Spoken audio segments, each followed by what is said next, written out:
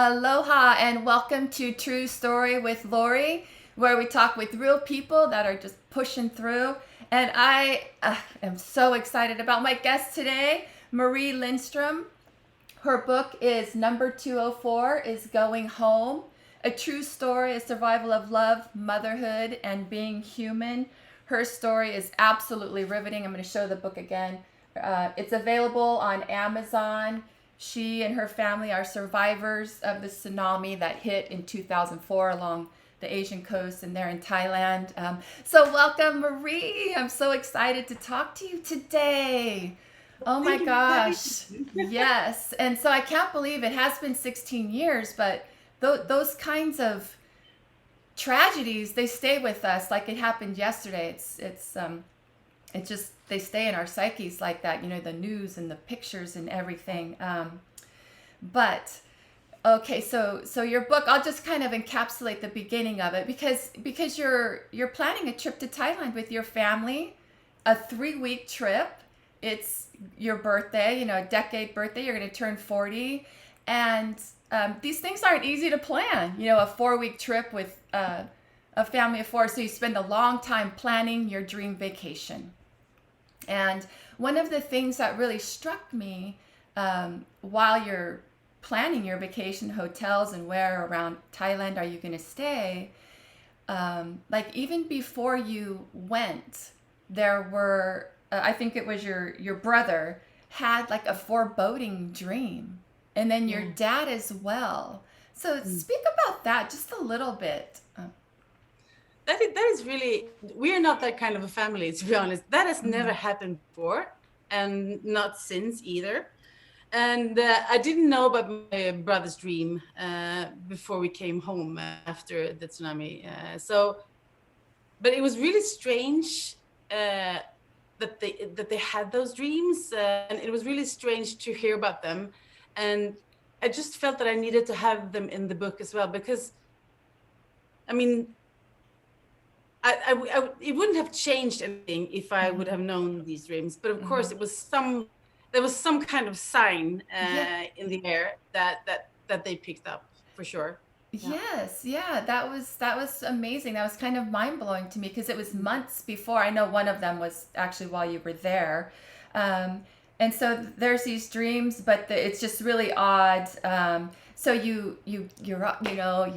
you're in Sweden. You're boarding the plane. You're on your way to Thailand. You land in beautiful Thailand.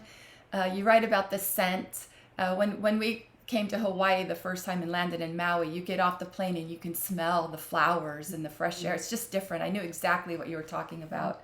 Um, and it's going great. You have your birthday. Um, you get to Phi Phi Island. It's a little more commercial and built up, but it's Christmas. You're in Thailand on Christmas Day in 2004. It's all going well, and then you're out at the pool on December 28th. Yes. 26, 26. 26th. 26th. Sorry Yeah, about yeah, that. Yeah. yeah, Yeah. yeah. On December 26th, and the lady lounging next to you stands up, looking around concerned. And so you stand up as well, and what happens? I stand up because I get this feeling that there's something that she's looking at, and I need to see what it is. And when I look out, Pipian is like there's one lagoon in each side, and the Mm-hmm. land area between is really, really narrow. It was our big hotel, Pipian Cabana, and almost nothing else. Mm, mm-hmm. So when I look at, the only thing I can see is that, like, far, far away, I can see that there's like a wave coming, like a wave if it would have been like a bigger boat passing by or something Mm, like that. mm-hmm. But there's nothing. Doesn't look dangerous, and I have to say that tsunami was. I've never heard about that before. There was nothing that rang a bell. I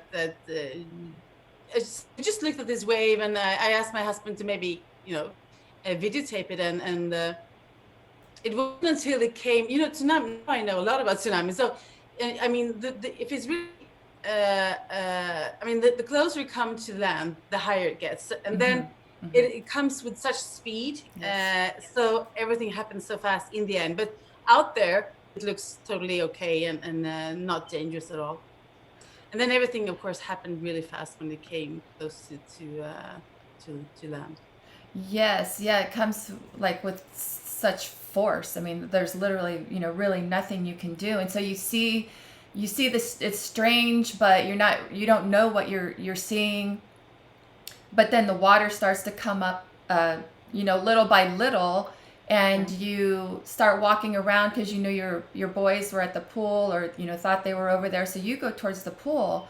But now the water's rising, and so the pool's covered, Yeah. and just where you're stepping, you fall into the pool.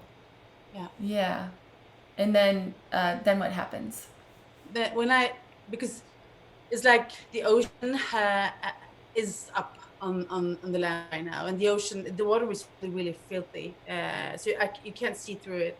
That's why I go towards the pool instead, Yes. alongside. And I just feel how I start to fall into the pool. And there's this young man. I mean, I guess he was around 25, maybe. I can see this man coming from the ocean towards the big hotel to put himself into safety, of course. And then, like in a split second, our eyes meet, and for some reason, he just decides not to continue towards safety, but instead change his direction and run towards me. A decision that is, I mean, who does that? Who does that? Run towards fear to save a stranger's life? He did Wow. that. So I just remember that he just I can feel his hand around mine, and it's just the wave hits us, and it's like boom, and everything is just, we're just inside the ocean. We're inside these really, really strong swirls, and it's like everything. It's like being inside a washing machine. Yeah. And that time is, I felt that I was drowning. It sounds strange, maybe, but it was like I didn't breathe, and it was like I didn't even have to breathe. I got this really. It was like everything was paralyzed out of pure fear. I don't know for how long this continues. I just know that we are in the beginning of the wave. So, because my husband, he's further back, and we got really, really, really hurt because the wave. We were hitting the hotel, different things, and in the Yes. end, when everything breaks, the water just floods down. So we ended up in the basement beneath the hotel. So that's why I ended up in total darkness with this stranger by my side. Yes, and that was just one of the things that really struck me in your book, was then you would just write, then darkness. Then Yeah. it's dark. So this stranger, this young man, is running, away from the ocean, inland, sees you at the pool, grabs your arm. So basically, you probably, got ripped apart at some point, but basically you're hand in hand Yeah. when the big wave comes and wreaks its havoc, just total destruction. And oh gosh, I just, you swirling around, things hitting your body, all of Yeah. that. And then of all things, to wind up underground was just like with this much, space between for air. I just marvel at really at what our body can do. The depths that it can go to. So you're in total darkness, swirling around in the water like a washing machine, as you said, and I'm that's literal. That's like not a figurative thing. You're like swirling around and things are hitting and it's dark. Oh my gosh. But you're not alone. At least, this man is with you. And by the way, you've been looking for him, right? You're trying to find him. Yeah. Yeah, and because of course I've been thinking about him these 60 years from now on. I mean, but it was when I decided to publish the book.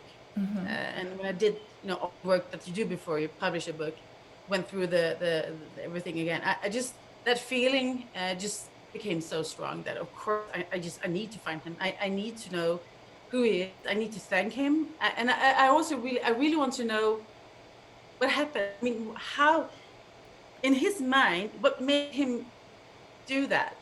I think that Mm. is the more I think about it, the more amazing I think it is, and I think I'm just so happy that the man who was there was a man who was able to do a thing like that.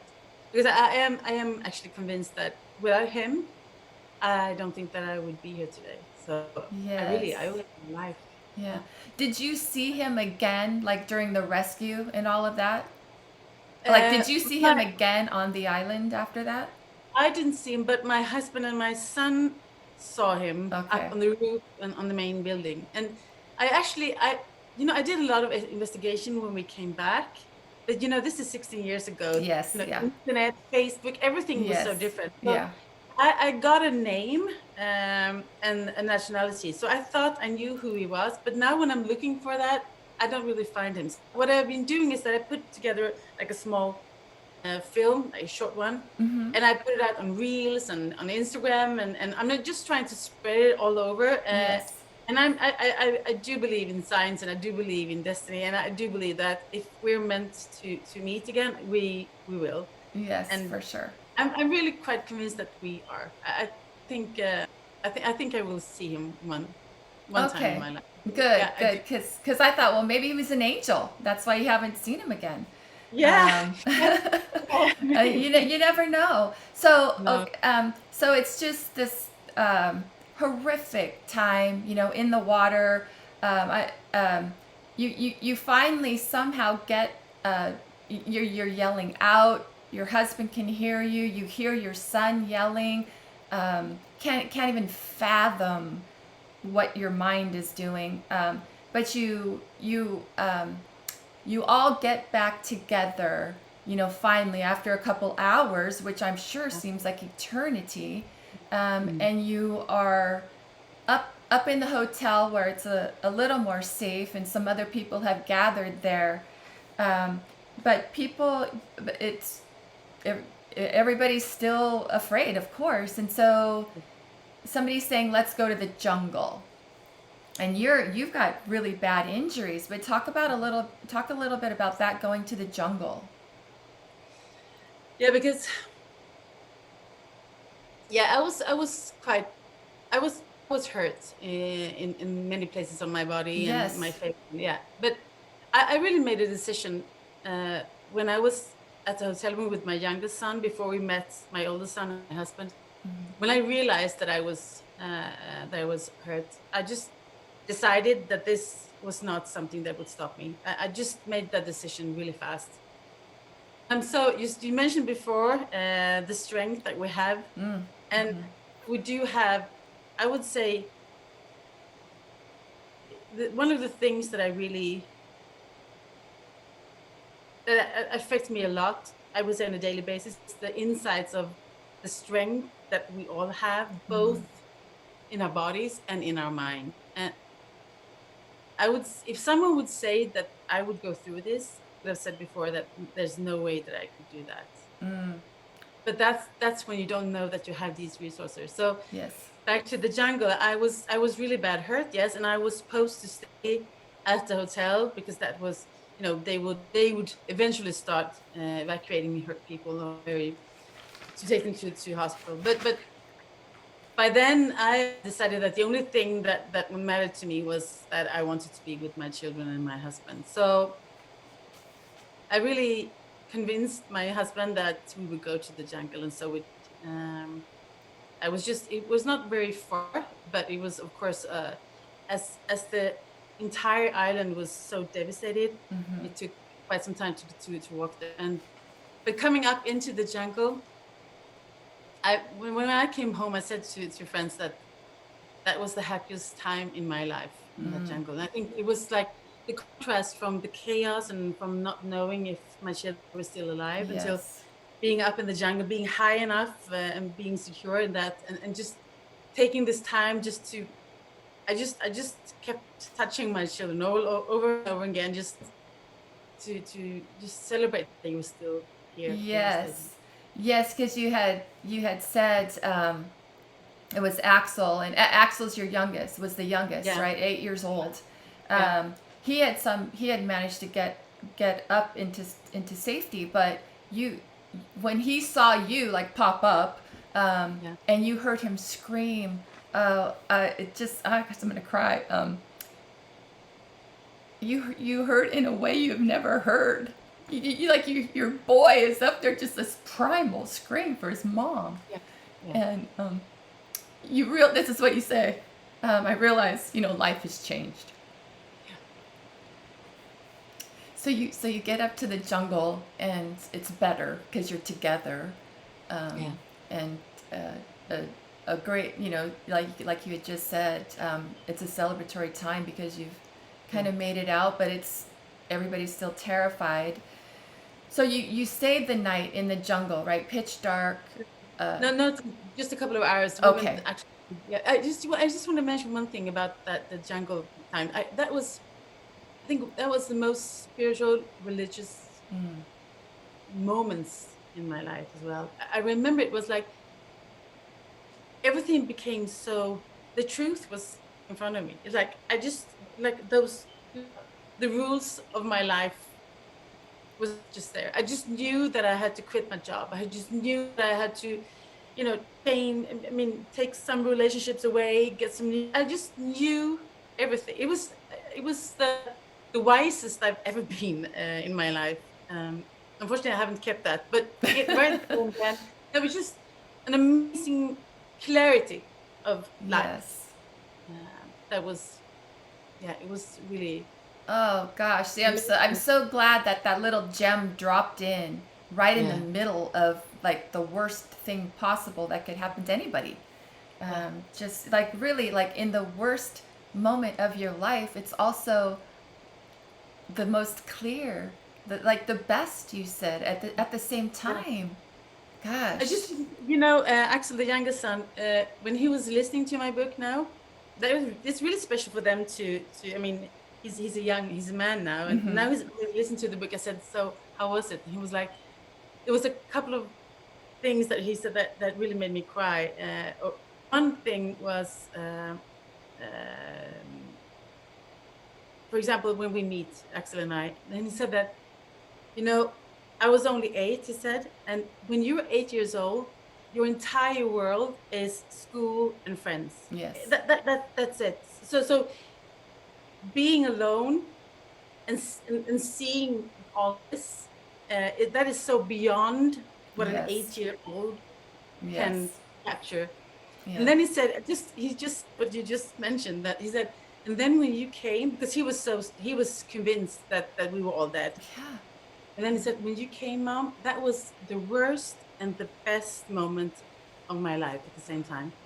So you just mentioned that, and that is Yes. exactly, it's Wow. black and white, and yeah. So Yes. Oh my yeah, goodness. Yes, of course. And how does your mind reconcile that? Because they're so extreme, so extreme. yeah.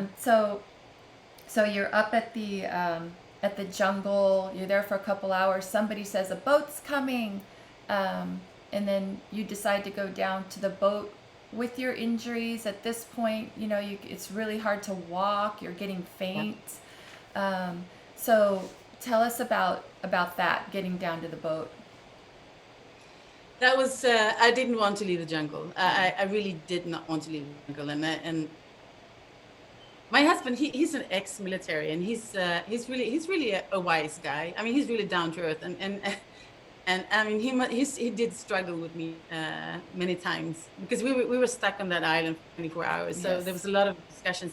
But when they said that this boat was there, of course, I mean, I did understand that if there was a boat, of course we ought to take it to Yes. get to the mainland and to hospital.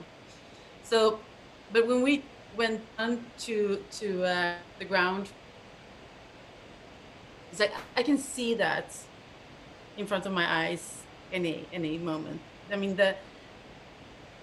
everything became so. obvious when we came down. I mean, the devastation, Mm-hmm. silence. It was like a really, really terrible movie Mm-hmm. that we were in, and it was pitch dark, but there was a big, big, big moon, like a full Mm. moon. I love full moons, but that and of course that was really good that we had a full moon because that made it Yes. we could get some light. But Yeah. there never came a boat. It wasn't, Yes. and there was no way that a boat would be able to come into Phi Island because there was so much debris in the water. Yeah. So Yeah. we ended up back in the hotel and Yes. stayed there until the Yeah. night. So there were a couple kind of misses, trying to get off of the Yeah. island and get to a hospital. You needed to get to a hospital. And so finally you get to an area where there's a helicopter. This actually was kind of the hardest scene for me in the book. And people are rushing, it's chaos. Your family's kind of split up again. You're going the helicopter, your husband's helping people, your boys are trying to stay together. And then you something, to me it wasn't, I don't want to call it a snap, but you were so convicted in that helicopter. So tell us about that part. So this is the morning after, Mm-hmm. and they really wanted me. And when I say they, there was a lot of people. There was a lot of people having a lot of opinions Mm-hmm. by then. Mm-hmm. And I guess because I was really bad hurt and I didn't listen to my husband. And I don't know, they meant well, but Mm-hmm.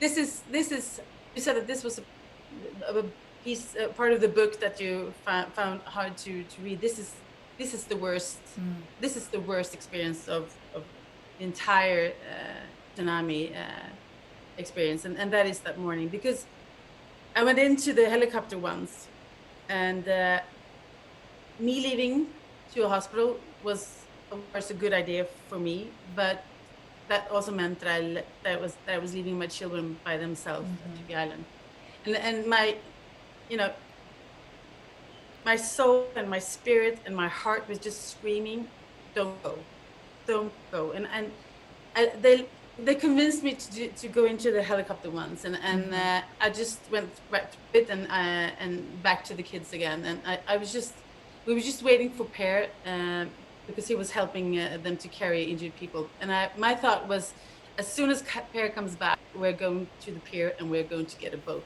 together Mm-hmm. from out of here. Mm-hmm. But then they see me again, and they force me back to the helicopter once again, and yeah, I think the word snap, as you used, snap, was a good one. And Okay. I really, in the end, I get a full blown panic attack, and the reason is that I didn't listen to me. I didn't listen Mm. to my soul. I didn't listen. I knew that I was not supposed to leave Phi Island without my children. I knew Mm-hmm. that was the only thing that matters.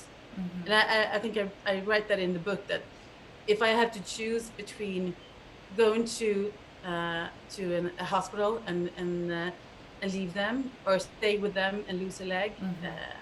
I would not have to think about that 1 second. I would stay with them and lose a leg, and Yes. that's how strong I felt this. So when I snap in that helicopter the second time, at the same time Per is there. He has brought an injured man to the helicopter, and he tries to stop me from leaving the helicopter. Mm-hmm. He kind of, Mm-hmm. stands like this with his hands so that I Mm-hmm. can go out, that I can't leave the helicopter. Mm-hmm. I just see his bald head in front of me, and by then I had just made up my mind, and he's not moving. So I remember so clearly how I start to prepare my teeth, because if he doesn't let me out of the helicopter, I will I will kind of bite him in his head. That's where I was. Mm-hmm. Mm-hmm. And it sounds really strange when I say that, Mm-hmm. and you could say that, why do you even have that in the book? And I think for me it was so important that either have this book as it is, the truth, Mm-hmm. as it was, or not publish it at all. So Mm-hmm. this is what happened, and I think for me that is a sign. Actually, that is a sign of love. That is a sign of how important it is not to let other people try to force you into something that you don't want to do. Yes. That is how important it is to really listen to your heart and to your soul. So Yes. that's, for me, that was a turning point, and that changed the way I live my life. That moment. Yes. Yeah, that was just an amazing scene to read, and I felt for Paris as well. I mean, he was doing good. He wanted you to get better, and I could Yeah. just that so I want to kind of skip up a little bit. So you get to the hospital and you get operated on, and your family's together. But I want to kind of skip up to where you get home. So you Yeah. finally get home, and one of the things that you say is because there was confusion. Of course, there's mass confusion on where the plane's going, and things change. And you were adamant about not going to Stockholm because that was too far. You needed to get to Copenhagen where it was closer. The ambulance picks you up, and there was no way you were going to the hospital. You said, "Take me home." Now, why did you need to get home so badly? Oh, I really get a little bit touched. I don't usually do that, but I think that was I. I was on a mission, and that mission started when I left the helicopter, and the mission was not ended until I was home, and home was here in my home.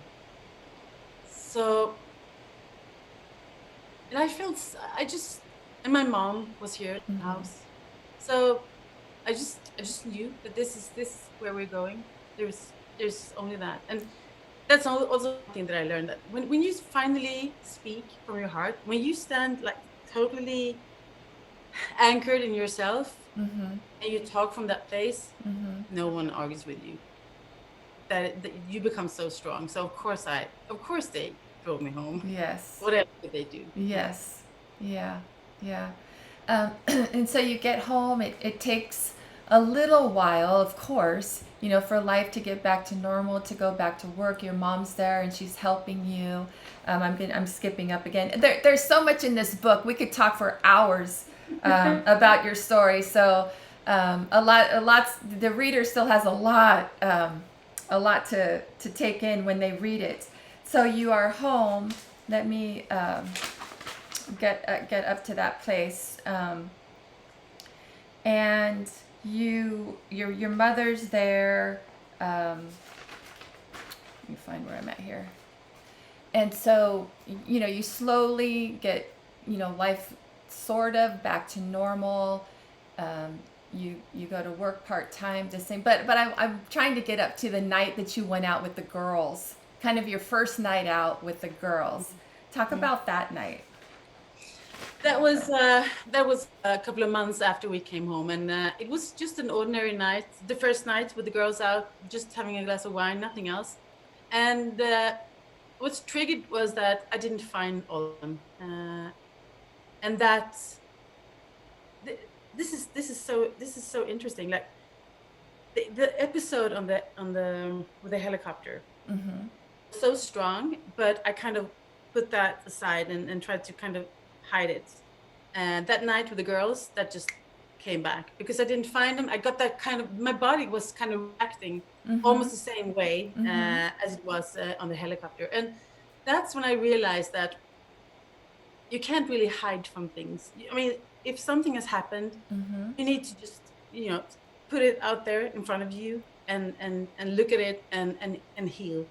So that was the entire helicopter episode that came back, and that's when I really realized how tough it was emotionally. So I'm glad it happened that night with the girl, but because that made me realize that I had quite a lot of healing to do. Yes, yeah. So it was just you were not able to find your friends, and so that triggered and put you back when you couldn't find your family, when you couldn't find your boys, separated in this horrific scene, and your family is scattered. So that brought that back, and you were able to heal. So just kind of move on somewhat from it. Sorry, I know I'm looking over here. And then the other thing, so healing starts to begin, Yeah. and with everybody. You know, the boys are back in school. I love how, you know, you met with the school, all of that. You got in support groups. I mean, you really, you know, put in the effort Yeah. to be able to heal from this. And then this was so amazing. Like a year later, almost a year later, you go back, and I want you to talk a little bit about that. Yeah. Yeah. I think that was when we when with the year when with the when we the closer we got to Mm-hmm. December the year after, I could Mm-hmm. see that everybody in the family, everyone was reacting in different ways, but there was something going on, and that was not really good. And I just got the feeling that I need to do something. Mm-hmm. I just, you know, sometimes you just get a feeling, and you don't really understand what it is, but I just acted on it. And it turned out that I found I found 4 trips to Thailand. Mm-hmm. Uh, and I just said, I called Per and that day, and I said, you know, I found these tickets. I think we need to go back. And I was so convinced that everyone in the family was so afraid of going back, and Mm-hmm. that was my signal of the importance of actually doing that. When you're so afraid of something, you need Mm-hmm. to face it. Yes. And I also realized that, because I knew that Phi Island was really totally devastated still then. Mm-hmm. And I thought that if we go back like in 5 years, everything is going to be, you know, tidy and super nice, and a Yes. lot of people just drinking drinks by the pool, and it's going to be so. There's not a lot of healing in that. So the more I thought about it, the more convinced I was. So yeah, we did. We went back, and those it was just 1 week, and we went to Phi Island the first day there, and we had I got some really good help from the Swedish church, and there were like a lot of volunteers working there. So we had really good people with us when we went to Phi Island, and that was good, because we were really 4 super scared people Yes. on that boat back to Phi Island.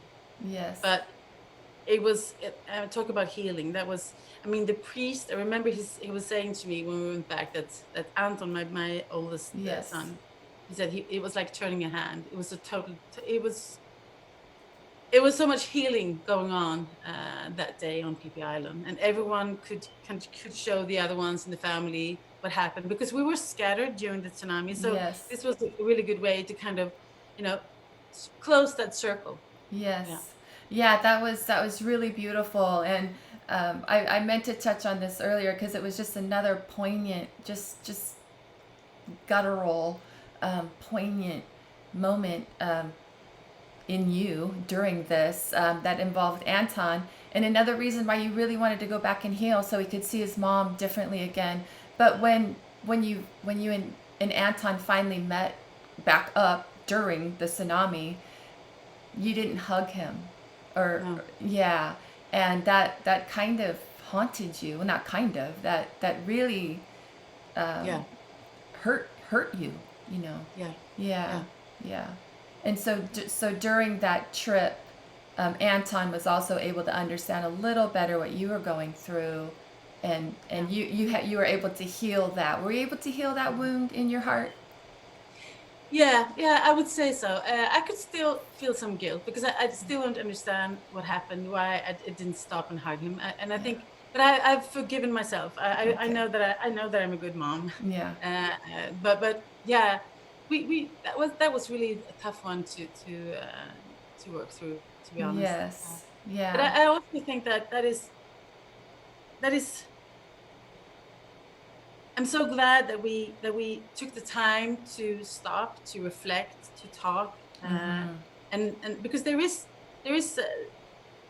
you know, we really want things to happen fast in our society today. Like, yeah. And I think I need to kind of I stopped that process a little bit to make sure that everyone was, you know, was okay with it, and that we Mm-hmm. didn't rush through the healing process. Yes. Yeah. Such a wise mama. Yeah. We are coming up on our time. So, is there any last words? Anything you'd like to say? You wanted to read something? Yeah, yeah. I would like Yes. to read like the last sentences on the back of my book Okay. as a wrap up. Yes. Read this book straight through as it is. Try to feel the emotions as best as you can and make something good out of it. Don't be afraid to make big changes in your life. Always follow your gut feeling and your heart. And don't live your life as it will last forever, because it will end one day. Make the best of it until then. And try not to be so hard on yourself. We do the best we can, and with love as our foundation, it will be okay in the end. So beautiful. It was such a beautiful way to end your book, to kind of end that story. I really appreciate you writing that story. That was very courageous of you to do that, and that was probably just, you had to relive it, and then all of that. Marie, you stick around, but again, it's number 204 is Going Home. It's available on Amazon. It also has some bonus book club material in the back. It's got conversation starters, discussion starters. If you are reading in a book club, it'd be great for a book club. Lots to discuss. It is an amazing story. Just if you're struggling through anything, her story will help you for sure.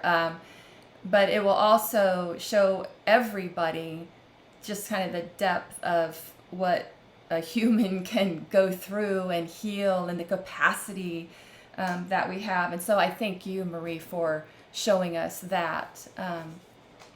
And thank you all for listening, and we will see you next time. Thank you.